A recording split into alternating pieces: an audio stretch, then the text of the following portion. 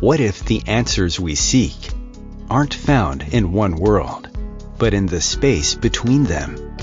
Between realms and reason is where quantum thought meets spiritual insight, where science explores mystery and consciousness finds voice.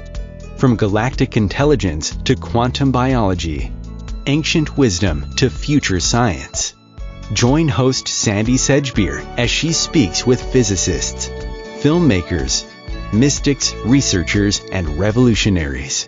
Those who walk the edge of known reality and those who dare to question what lies beyond. This is Between Realms and Reason, bridging the inner and outer cosmos, one conversation at a time. Here's your host, Sandie Sedgbeer. Hello. What if sound is not just something we hear, but a force that shapes, heals, and reveals the architecture of life itself?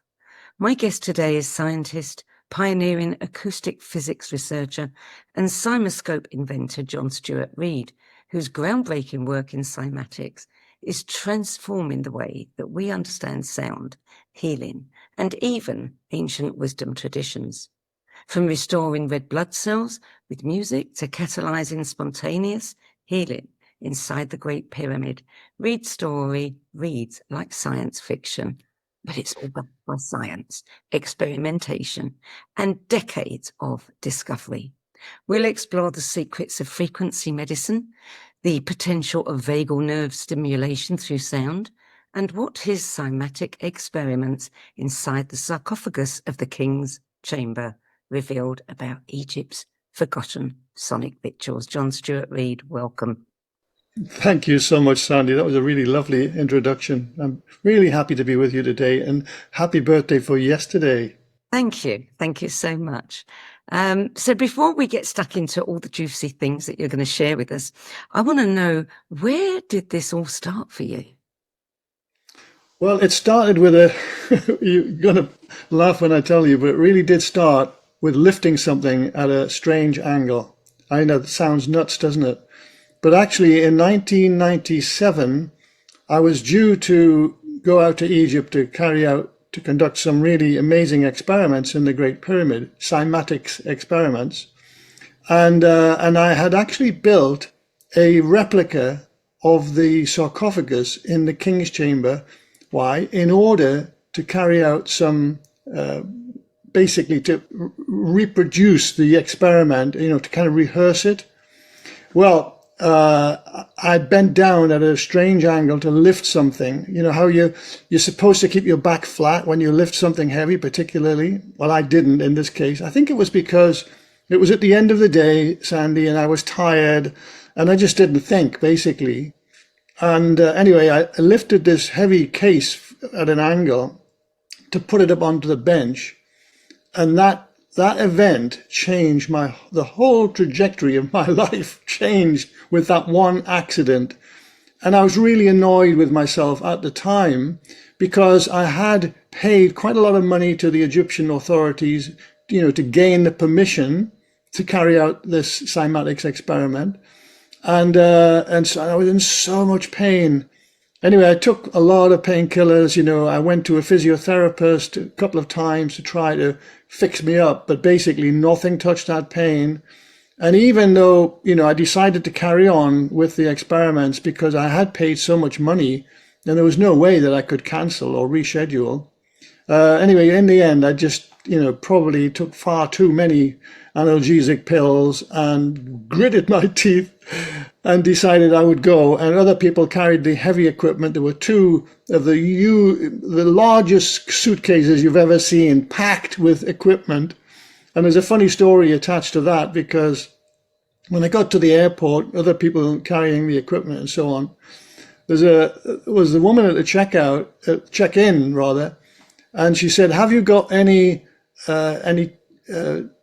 electrical equipment in your luggage?" Right. Well, both of these huge cases were absolutely packed with electrical equipment. So I said, "Yeah, they're full of technical equipment." And she said, "What did you say?" And I said, "Full of technical equipment. What did you think I said?" Oh, she says, I thought you said they're full of testicle equipment. Anyway, that's a true story. Anyway, cut a long story short, Sandy, I did end up, getting myself into the pyramid. I was in so much pain, but other people carried in the equipment. And the antiquities inspector helped me to set up this experiment. And in brief, have you been in the Great Pyramid yourself, Sandy? I don't know. Well, it's a treat that you've got to look forward to. I'm sure that many of your viewers, your followers, will have experienced something similar to what I experienced. The King's Chamber is made of granite, basically, and this gives it very special acoustic qualities. So in the King's Chamber, there is this sarcophagus. Now, the chamber as a whole, we use the word reverberance for the effect in there. It's a little bit like being in your bathroom at home in a sense, hard surfaces. And when you make a sound, there's a very slight kind of echo. It's like it's called a reverberation. Means that the sound is coming back to your ears at slightly different times because it reflects off the hard surfaces back to your ears, and there's sometimes multiple reflections before it reaches your ears. So it kind of confuses the brain a little bit. But anyway, that's reverberation. But the sarcophagus is a different story. This is made of granite as well. At 3.7 tons it weighs now. It would have been much heavier before they had hollowed it out. But, they hollowed out this block of granite in order to create a coffer, a sarcophagus. And because it's made of granite and because the walls are only a few inches thick, that has resonant properties. So this is not reverberance now, this is resonance. Resonance means that an object will absorb, in this case, acoustic energy, and will actually absorb it in a very specific way, such that the walls, in this case, of the sarcophagus will slightly move under the influence of sound. That's what resonance is. It's actually the absorption, usually very optimally, of a specific frequency or frequencies that will cause an object to move very slightly. That's resonance. So if you lie in the sarcophagus, as I had done a year earlier, and make a vocal glissando, like that, then what you will hear is one particular frequency, in this case vocal frequency, that will sound louder than any other. And when you reach that particular vocal pitch, that is the resonant frequency, let's call it, of the sarcophagus, because the sarcophagus is now being excited by one's vocal frequencies. And I did that a year earlier, and at one particular vocal pitch, Sandy, it felt like every cell in my body was tingling, and goosebumps actually broke out all over my flesh. And I had never experienced anything like that. At that point in my career, I'd been an acoustics engineer for almost 25 years and never experienced anything like it. So that's what set me on the path to want to explore the sarcophagus with instrumentation and with cymatics. So I went back that same year, 96, and carried out a whole series of very standard acoustics experiments, one of which was very exciting. Actually, the results were very exciting because the whole sarcophagus began to beat just like a heartbeat, boom, boom, boom, boom, like this, very powerfully, such that the antiquities inspector who was there, making sure I didn't do any damage to it, he was really worried. He came rushing over and said, "What do you do? What do you do? Are you damaging the sarcophagus?" I just had to, put my hand gently on his shoulder and say, "No, there's no problem. These are called beat frequencies." But I'd never heard beat frequencies this powerful.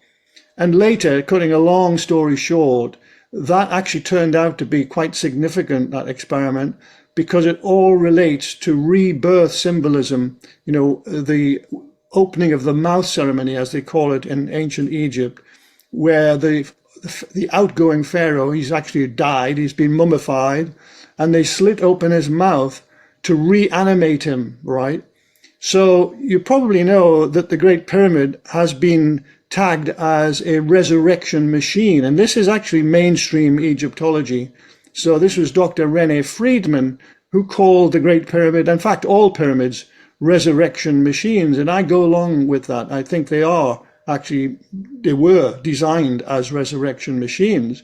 So this rebirth symbolism is actually pretty important, and recently I wrote quite a significant article on rebirth symbolism, and I'm very happy to send it to you, Sandie, if you'd like to read it, distribute it, to whomever you wish. It's a really, even if I say so myself, it's a good article on rebirth symbolism in relation to the Great Pyramid. But now fast forwarding to 97 experiments where I had injured my lower back and so on. That injury turned out to be a great gift and a major turning point in my life, because within 20 minutes of setting up this experiment, this Cymatics experiment, so now instead of me lying in the sarcophagus, I placed a small speaker there and made sound that way, electronically out of the speaker, right? I repaired temporarily the broken away corner and leveled off the top of the sarcophagus, and then stretched a PVC membrane right across the whole top of the sarcophagus, and then sprinkled on sand, which, by the way, we had collected from outside the pyramid. I say we, it wasn't me, but other people did. And that sand was then the revealing medium, because in cymatics, the principle is a little bit like, well, I liken it to a fingerprint or a thumbprint on glass. If you pick up a glass and then put it down, you will know that it will have a fingerprint or a thumbprint somewhere there on that glass. And even though you know it's there, you've got to look really, really closely to actually see any evidence of it. But if you sprinkle on some talcum powder, immediately, of course, this is forensic science, it becomes visible, doesn't it? Well, it's a similar sort of thing with cymatics.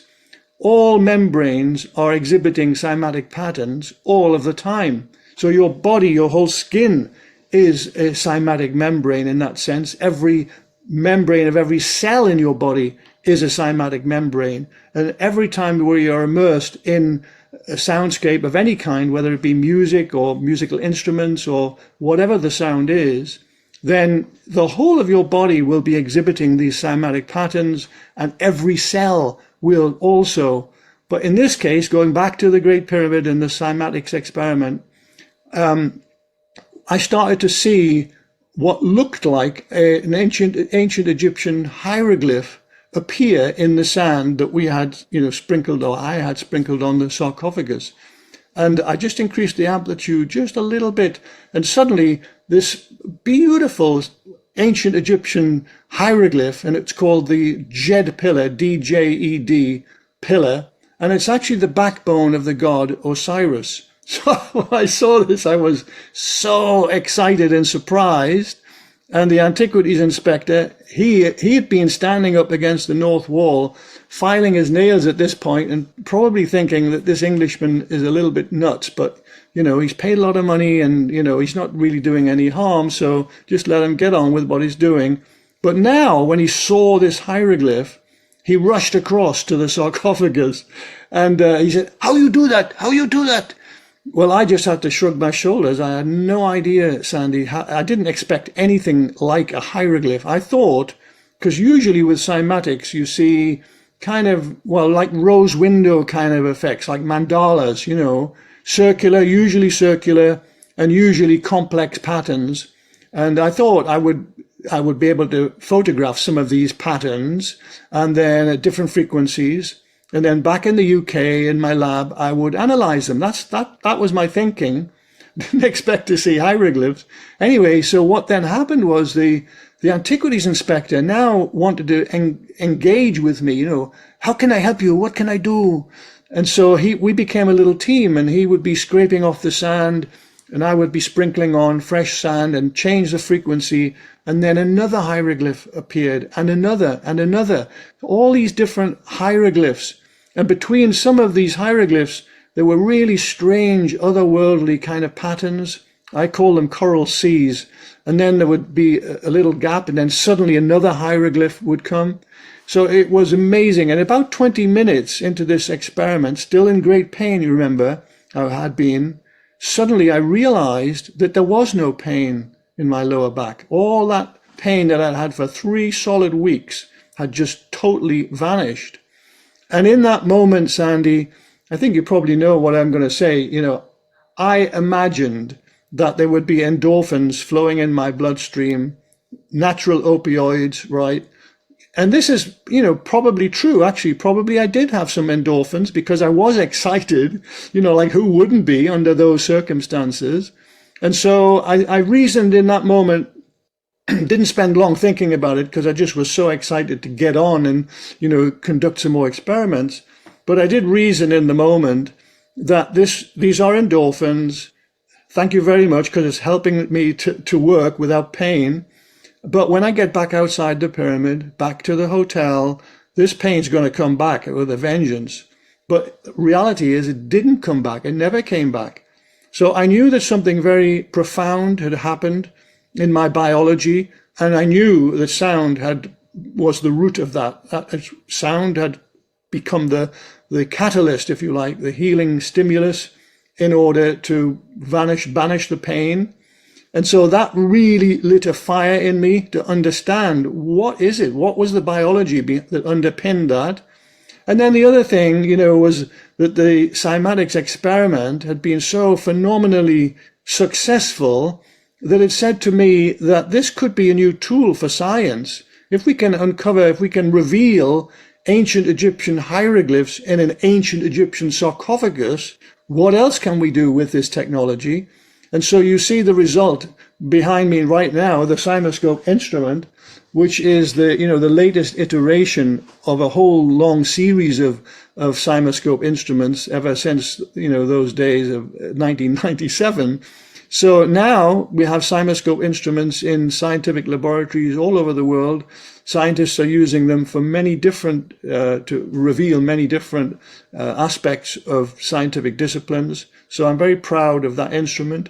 And now, of course, all of these years later, I'm actually teaching frequency medicine, right? Because I've learned so much about it in that quarter of a century, more than a quarter of a century since 1997.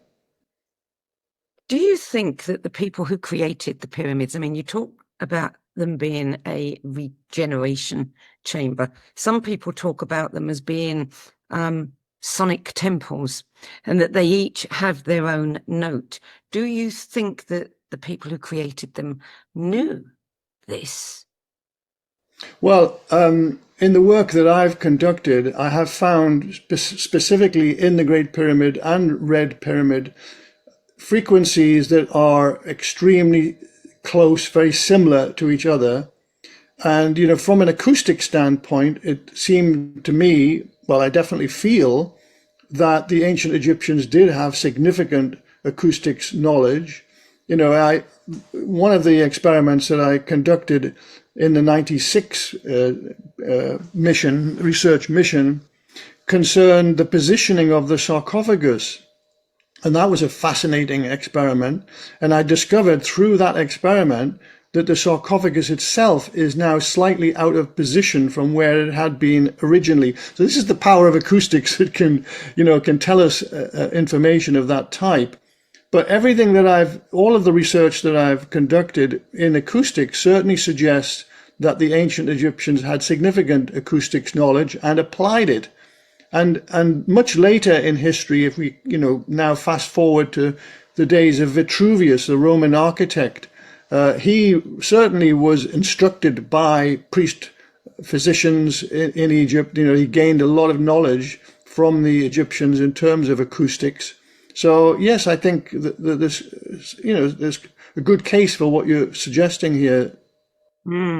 So you've talked about cymatic patterns relating to or being carriers of consciousness, carriers of information.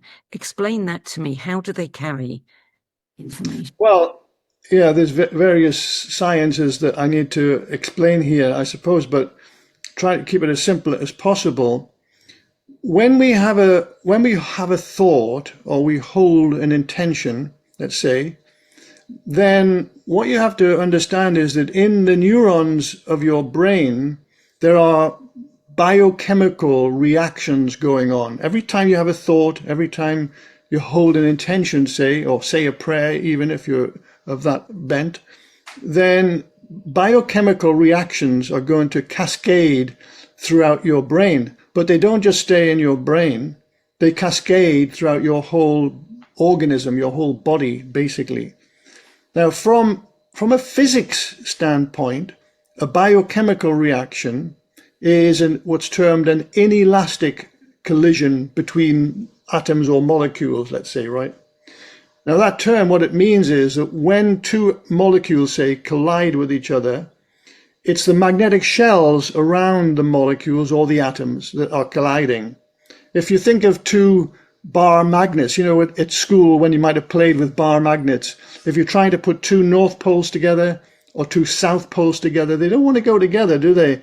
You feel that kind of sponginess, right, as you're trying to put them together. Well, it must be something similar to that atoms and molecules experience when they collide with each other. So the collisions are literally the magnetic shells around the atoms and molecules that are literally colliding. Now, at that moment of what's termed an inelastic collision, some energy must be released. And the energy that's released is actually radiant energy. In other words, it's electromagnetism. So think of, you know, magnetism. Magnetism, think of a bar magnet. It is static magnetism. But now think of these molecules. They're moving very, very fast. Why are they moving fast? That's the local temperature. So say we're talking about one's brain. Well, the temperature in your brain will be, you know, nominally 37 degrees C, 98.6 Fahrenheit, right? Something in that order. That refers to literally a rate of vibration, local vibration, in all of the atoms and molecules that are in your brain. So they're moving very, very fast, right? And they're moving sinusoidally. You know, what does that mean? It's a little bit like a pendulum that goes from one extreme to the other and back in a very, very specific sinusoidal mathematical curve, right? If you draw it out, you literally looks like a wave, right?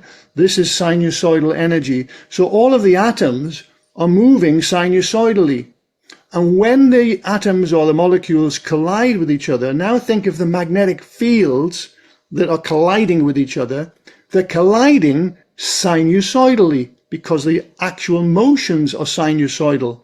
And that means that the magnetic energy that's launched, you know, that radiates away from that collision is also now sinusoidal. I'm drawing a graph, but in reality, it's not graphs. Nature doesn't use graphs. But the reality is that the motion of that energy that radiates is sinusoidal in its graphic form. And that energy is light. So all the sounds from biochemical reactions in your brain are not only creating sound, and your body and your brain are very noisy places, by the way, but also light, full of light. And most of the light that's being created in your brain by every thought that you have, that most of that light is in the near infrared frequency band. Some of it's also in the far infrared frequency band, and that's why your whole body is warm. That's why your body is at 37 degrees, because of all these trillions of inelastic collisions, not just in your brain, but obviously right throughout your whole organism. That's all metabolic, biochemical reactions that are going on all of the time. Now, I'm coming round to answer your question. Okay, so now we got the background to it. Every thought that you have, every intention that you hold creates trillions of biochemical reactions that create a lot of sound in your brain that cascades also throughout your organism, but also creates a lot of light. And that light radiates away from your body. You know, if you approach someone quite closely, you will feel their body warmth, won't you? You literally, the nociceptors on your skin will feel that warmth from their skin, from their body, right? Now, you are not just receiving literally steady state warmth, steady state heat, let's call it the general name that we give to that form of energy. No, you're not just receiving that. You're not receiving steady state heat. you're receiving huge amounts of data. This data is literally all the biochemical reactions that have created the light. That light is modulated, in this case, by your thoughts and your intentions. So you're literally radiating your thoughts and your intentions in the form of modulated infrared light. That's one way that you're literally radiating your thoughts. The other way is that your brain and your heart are in intimate connection all of the time. They're talking to each other constantly, right? And when these very weak electrical signals in your brain, which relate to a thought, say, or an intention, they are now going to be hugely amplified by your heart field. So you can think of your heart as an electromagnetic radiator, like a transmitter, if you like. It's putting out really quite a powerful electromagnetic field that is much lower frequency than the light that you're radiating, but nevertheless, it's electromagnetism. And that too is radiating your thoughts, your intentions, and so on. So does that answer your question, that every time you have a thought or an intention, you are literally not keeping it to yourself, you are radiating it? And also relating to this, thinking of terms of people that are telepathic, particularly identical twins that are separated sometimes by countries, and yet they can somehow connect with each other. Well, there's a really good reason for that, actually, in physics. And it's because of something that I've just shared with you, that when they think about their twin, their brother or their sister, say, that means that their heart is radiating quite a powerful electromagnetic field. That electromagnetic field now modulates the Earth's static field. So you can think of the Earth as a huge magnet, right? Bar magnet kind of thing. It's spherical, obviously, but nevertheless, the magnetosphere of the Earth totally surrounds the Earth, and it's how aircraft and boats can navigate and so on, using those magnetic field lines, right? But also that static magnetism, we know it has a little bit of Schumann cavity resonance going on, but that's so little, very small energy. But essentially, the Earth's field is a static field. But now think of it in terms of all of the hearts that are radiating out, that electromagnetic power of your heart that's radiating out into that magnetic field of the Earth and modulating the electromagnetic field of the Earth. So now let's think of these identical twins, say one in the UK, one in the US, right, separated by thousands of miles, but they can still communicate with each other, because even though the power of their brain is really very small, the power of their heart is quite significant. And so they can then effectively connect with their twin, their identical twin, through what I like to think of as the magnetic internet. In other words, the magnetosphere of the Earth is carrying that information thousands of miles to their identical twin and allowing them to hold a conversation. And I think that's really a wonderful thought. It is indeed, yeah. And we're seeing a lot of this coming to the surface with the telepathy tapes and all the children that are communicating that way. You've done research showing how sound can wake up dormant cells and even regenerate red and white blood cells. Is this something that actually happened to you, do you think, that helped that pain go away? Is it why those chambers in the, pyramids are called regenerative chambers, or regarded as regenerative? And what are the implications of this for the future of medicine? Well, it's such good questions, Sandy. Thank you. Well, there's a lot to unpack there. First of all, relating to my experiments with human blood, this began in 2018. And in this year, later this year, hopefully, we're going to actually publish a major paper on that work. It was begun with Professor Sung-Chul G of Rutgers University. And by the way, Professor G He is the father of Sayagyi, and Sayagyi is the guy behind greenmedinfo.com, which is probably the world's largest natural health website. A really wonderful website with thousands of scientific papers on medical subjects for health. And anyway, so Professor Sungchul Ji came here in 2018, and we worked together. And it's a long story, but the nutshell of it is that my hunch, my intuition was proven to be correct, which was that music would affect the longevity of, well, initially it was only red blood cells that I was conducting, and it turned out to be correct. The really puzzling thing about this, Sandie, was that in the very first experiments that we did together, side by side here, right here, we tried classical music, and it provided a pretty good return, a pretty good increase in the percentage of viability of the red blood cells. So we're taking whole blood from a blood donor, it comes here from a blood bank, and then we decant that test tube, say, of whole blood into two smaller test tubes.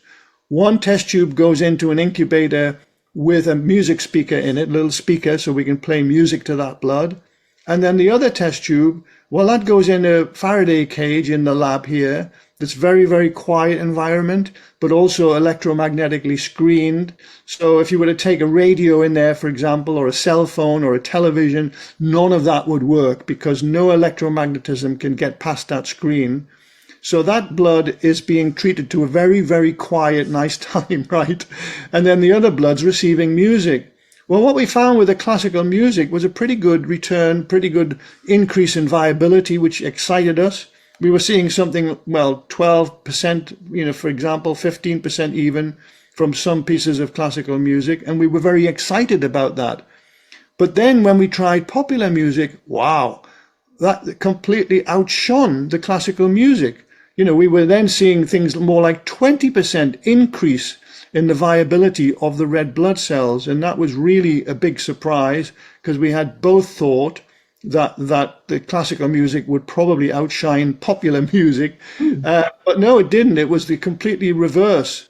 So to cut that long story short, because we could talk all day about that subject, it turns out that it's the low frequencies in music which cause oxygen to bind to the hemoglobin molecules in the red blood cells.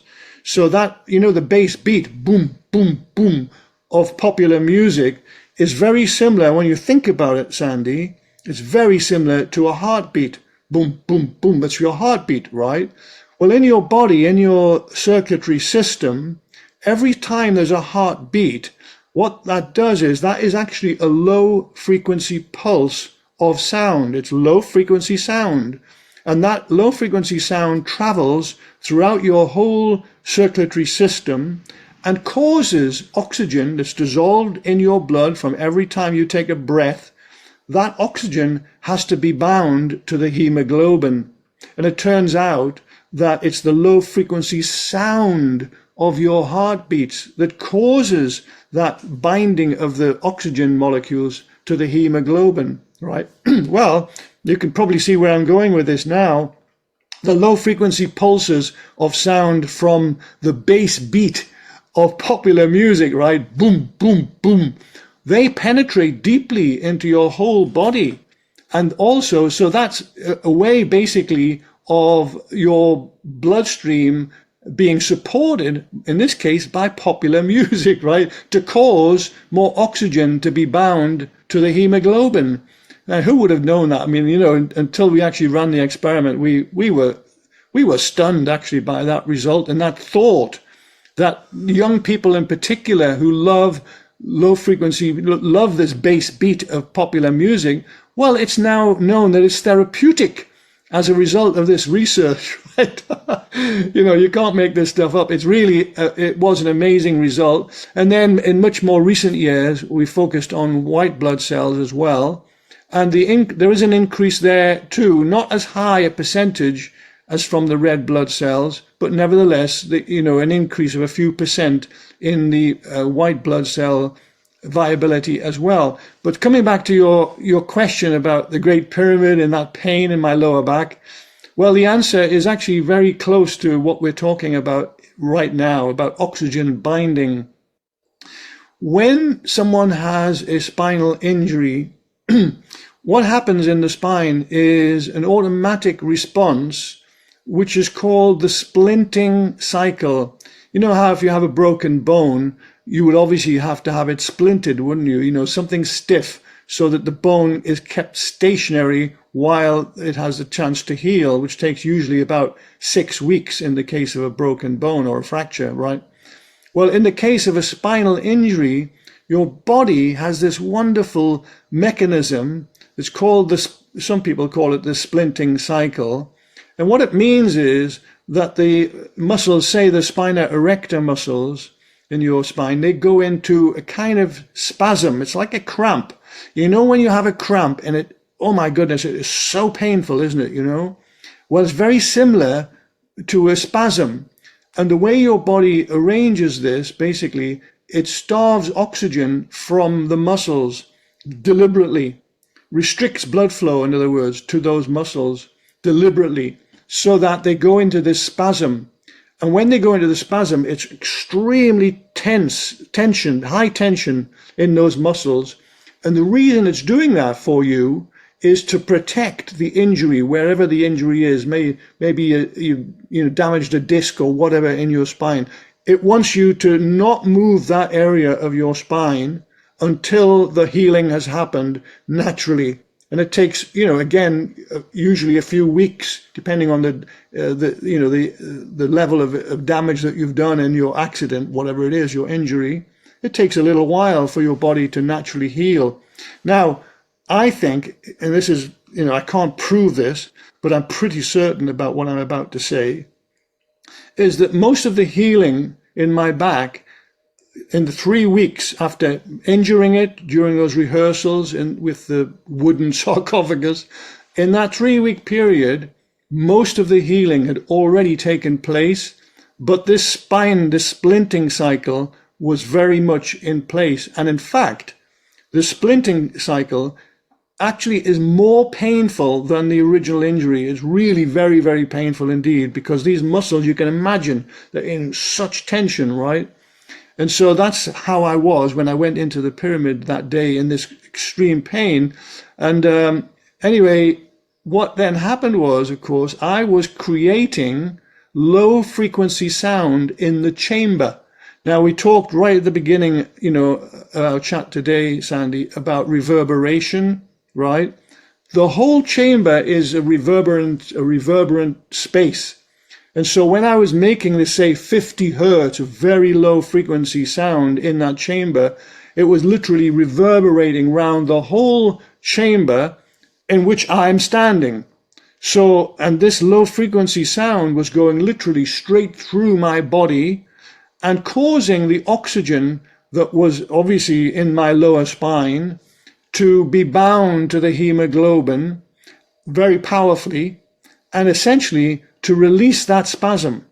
So that's why the pain just completely disappeared within 20 minutes of making that sound. In other words, the muscles in the spina erector muscles were in a hypoxic situation, no oxygen, in other words, right? And then so giving them oxygen because of the low frequency sound caused that pain to just vanish away, right? And the reason that the pain never came back is because the injury had already naturally healed within the 3-week period. But for some reason, my body was still holding on to that spasm, for good measure, probably, right? Just thinking, yeah, well, let's make sure that this healing has all happened. Anyway, so that's my hypothesis. I can't prove it, but I'm pretty certain that is really what happened that day. Wow. You've said too something that intrigued me, that our ears aren't just for hearing, that they're wired for healing. Tell me a little bit about that. Well, the reason for that is because of the vagus nerve system. So, this is really interesting, actually, Sandie, because in evolution, all mammals, of course, have ears, right? And the main purpose everyone has always thought about ears, that's sometimes called the pinna, sometimes called the auricle, but basically it's the outer ear.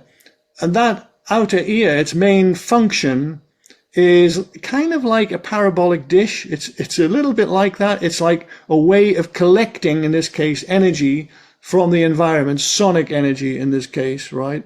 So in other words, if we were to increase the size of our ears, as many mammals have, like bats and dogs even have, sometimes quite large pinnas, they can collect far more sound than humans can, because our pinnas are really quite small and puny, aren't they, in comparison to some animals. But that means that, we've got a certain degree of hearing. Other animals that have bigger ears can collect more sound and so on. And that was, that's all very well known, of course. What's not so well known is the reason why the vagus nerve goes to the pinna of the ears. So the vagus nerve is nothing to do with hearing. It's nothing to do with hearing, right? The vagus nerve innervates all the major organs of the body. So when it leaves the brain stem at the base of the spine, the first place it goes to are the two pinnas, the outer ears. And this is why, Sandie, your ears are exquisitely sensitive to the touch, right? It's also why many people think of them as an erogenous zone. They are indeed an erogenous zone. And the reason is because there's so many nerve endings in the whole of the ear, but the most nerve endings are in the tragus, this little flap of tissue that overhangs the auditory canal on the inside, particularly of the tragus. It's exquisitely sensitive because it has most of the nerve endings of the vagus nerve, right? Okay, so why did nature arrange, going back millions and millions of years to, the evolution of mammals, why did nature take the vagus nerve to the pinnas of the ears, right?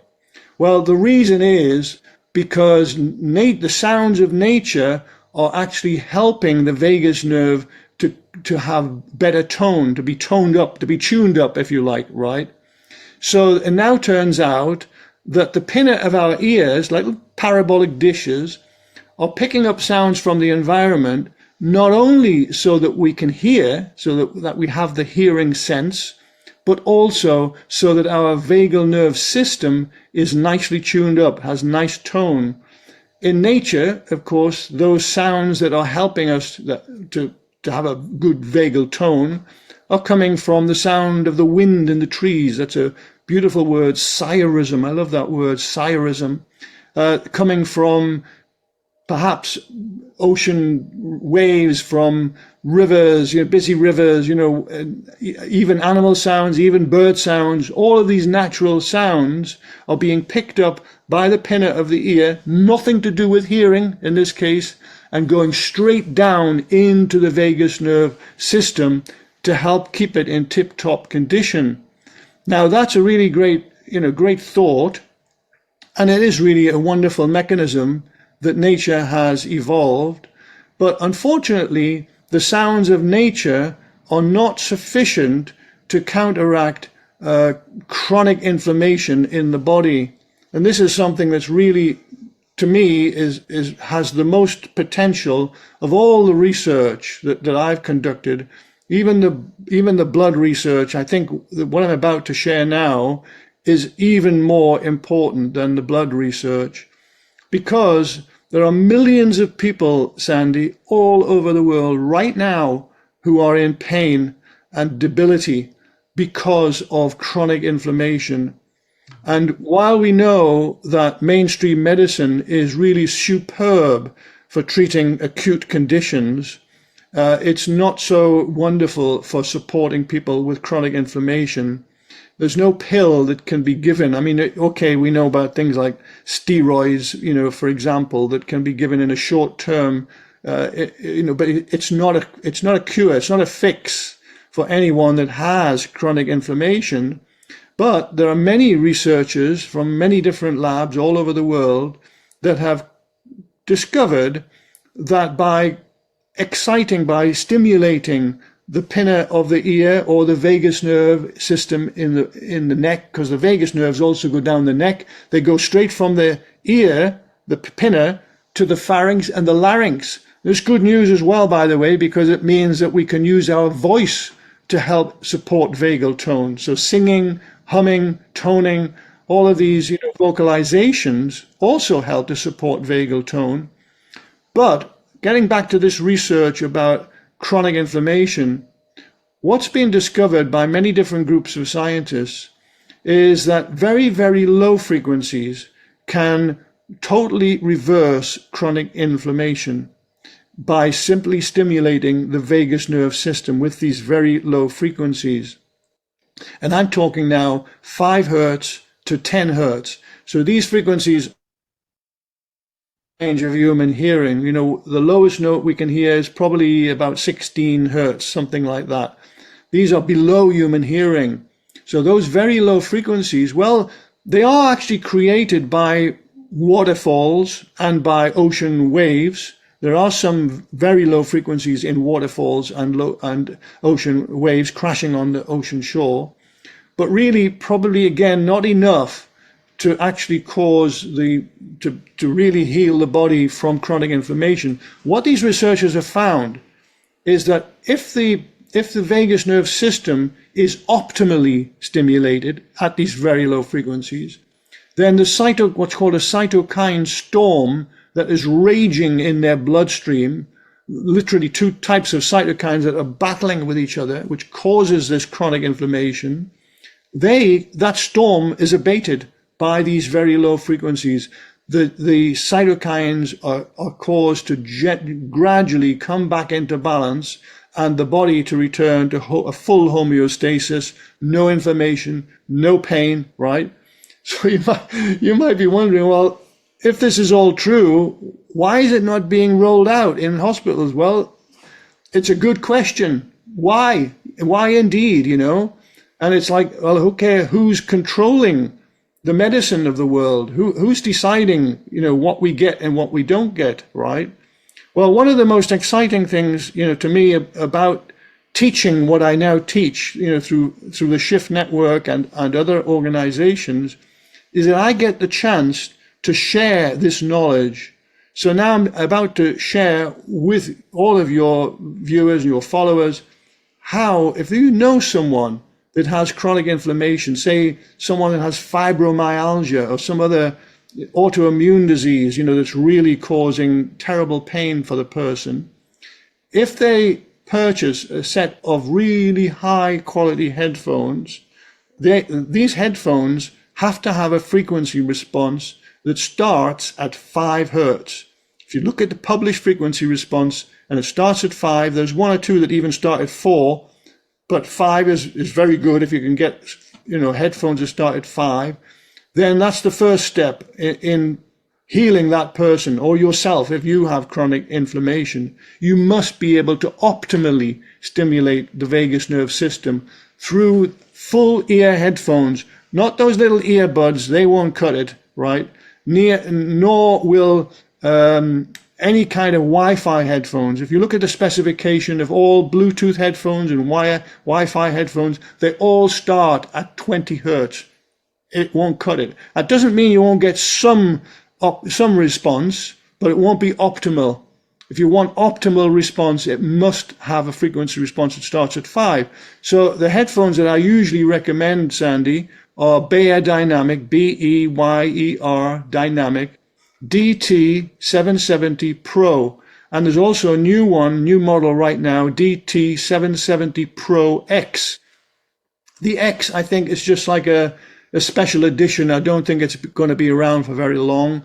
It has a slightly improved frequency response over the DT770, but both start at 5 hertz, which is what we need. The next step is, how do you get albums, music albums, that have this very, very low frequency content? Well, I made a discovery, and this is the discovery that I'm so excited to share with you today and also with the whole world eventually. And that is that it's something I call audio heterodyning.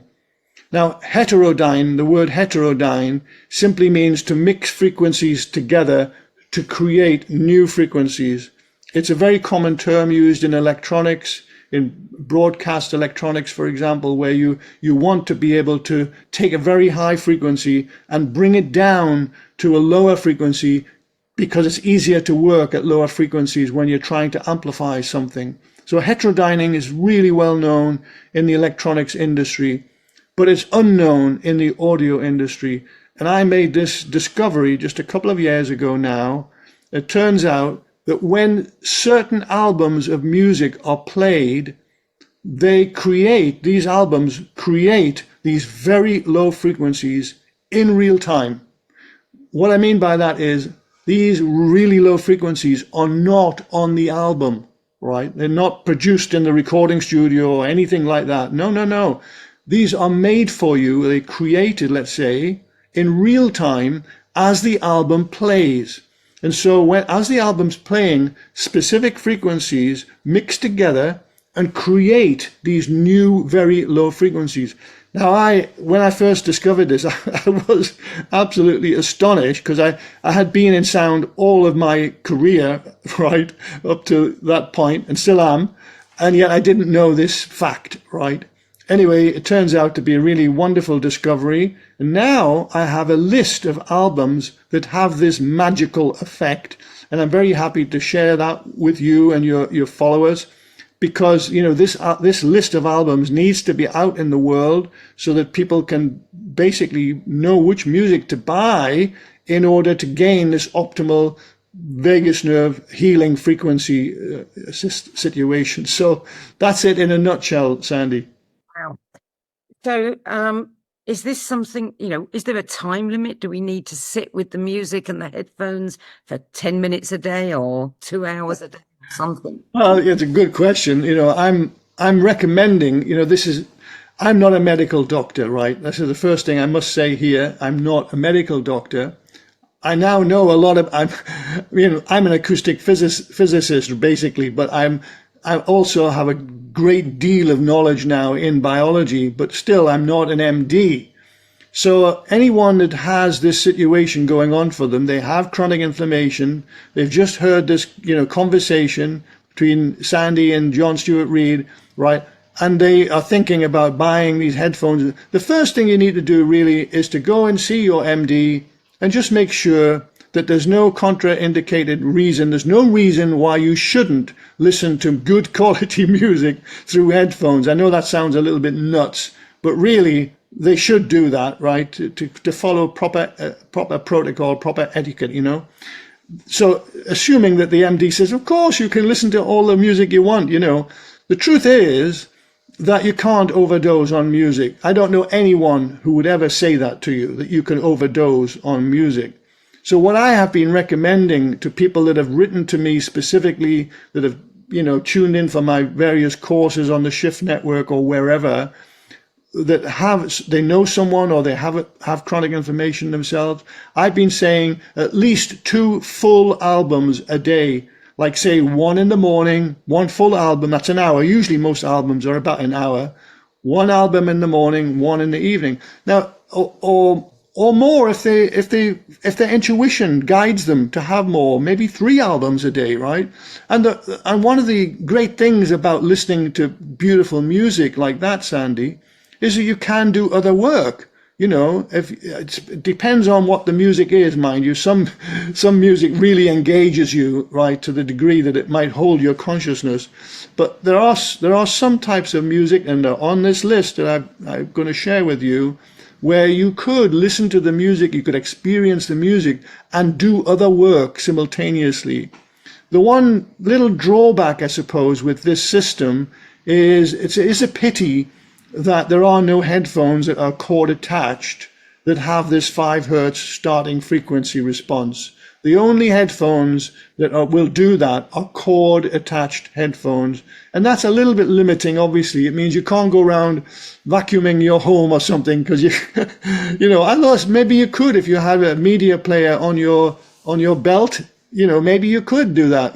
I can just see somebody now going around their home vacuuming, while being healed essentially with this, wonderful system.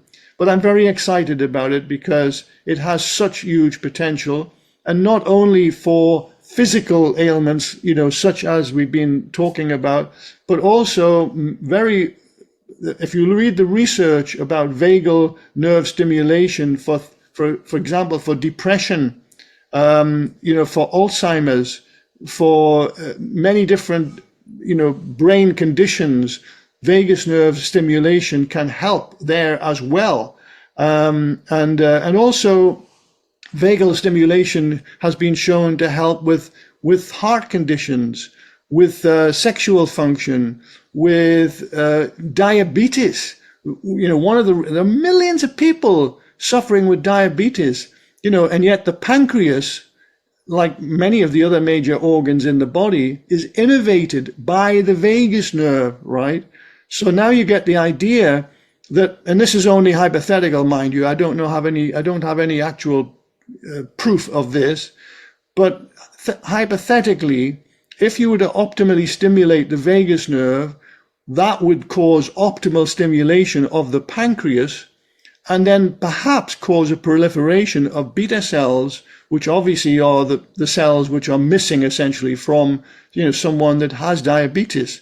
So that's a potential for the future. I hope that it turns out to be true, but certainly there are many conditions where research has shown positive proof, like I'm talking about heart conditions, for example. And one of the other wonderful things about optimal vagal stimulation is it slows the rate at which we age, and that's been proven. Well, I think everyone, wants to live longer, right? So that's another wonderful aspect of optimal vagal stimulation. So I think this is a really fabulous discovery, Sandie, and I feel very blessed to have been, at the cutting edge of it. It's a game changer, John. And, every medical system in the world, I think, is overwhelmed right now. We've got to take it into our own hands. We have to do it for ourselves. And I think what you've just shared is so valuable. So thank you for sharing that. If you send me the list, I will make sure that it appears on YouTube underneath the video. So everybody can access it. And I know that your time is limited. I've got a gazillion more questions. So I really would love to have you come back and we can go deeper into some of your research, because absolutely fascinating. Love the stuff with dolphins. I mean, all of it. It's just like, cliche music to my ears. Well, it's been a great pleasure, Sandie, and I'd be very happy to come back and talk about many other topics that I'm excited about. So, yeah, it's been a great pleasure today, and I'll see you again, I'm sure, at some point in the future. Wonderful. Thank you very much. So, before we close, a few questions for you. What if our bodies weren't meant to be fixed, but to be tuned? And what if the pyramids weren't just tombs, but instruments designed to awaken, restore, and realign? Think on that, because science is only just catching up, but sound has always had the power to shift us. Now we're learning the many ways that it can shift us.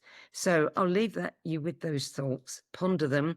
I'll have John back on the show as soon as I can get him, and we'll let him go because I know his time is tight. That's it for this week. I'm Sandie Sedgbeer.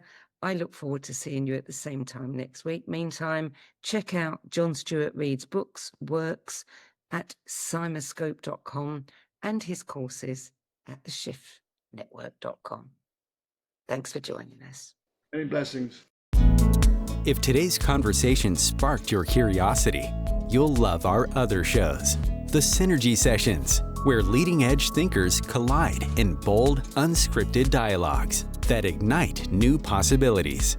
Between Realms and Reason, where we journey into the mysterious consciousness, energy, and the hidden layers of reality, where science converges with spirit in ways you've never imagined.